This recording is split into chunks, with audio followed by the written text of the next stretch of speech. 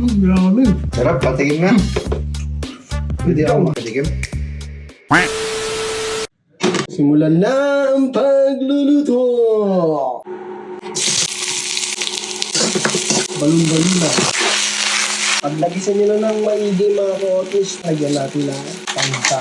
Lagyan natin ng atay. Baking powder mga kotis. Suka.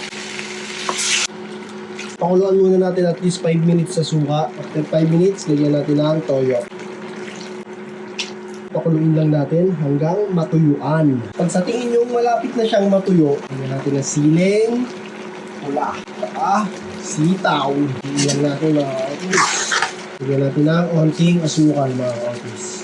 Pang balance. Hintay na lang natin maluto yung sitaw.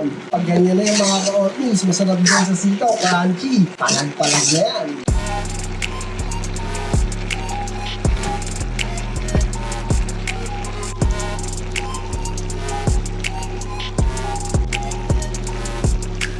Tikiman na! Sarap na ito, boy. Ito, balunan, no? Grabe. Sarap, patikim nga. Pwede ako makatikim. Paso ka talaga sana. Kasi maramag ka. Ang sarap nga ito, men. Grabe, no? Sarap na kalim. Ha?